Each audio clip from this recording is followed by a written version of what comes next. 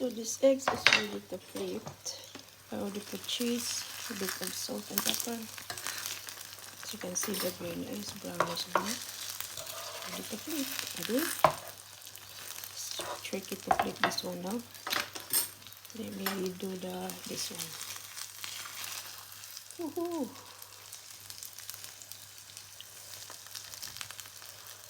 There. It's okay too if you don't want to cook that yellow one in there. A nice just half cook is good. Just probably some pure, a bit more cheese here too. Why not? And then cooked. You don't overcook the eggs, especially they're organic, so it's really good tasting, guys. Because they are really good tasting. So if you overcook them, it's not good. It's like something. There you go. We have protein. I'm gonna remove this one now. Ready? Yum. There. A tiny bit of bread left. I'm just eating the bread and I realize I'm craving for this one. So I cook it right away. There. Really good. We got this egg.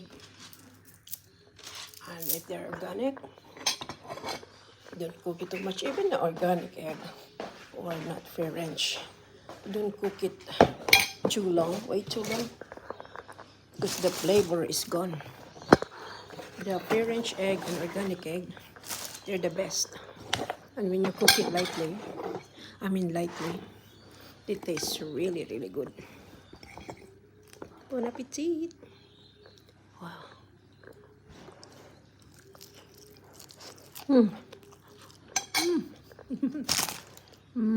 Hot and really good. Should be a bit runny, but if you want a bit like this, it's okay. But it's not, as you can see, it's not super cooked. It's just still pinky, yellowy, runny in the middle, a little bit. See? Yum. Partner with this if you like.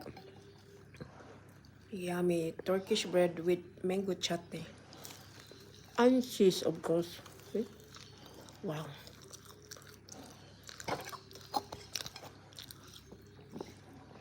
Tara, bon appetit. Tara. Yum.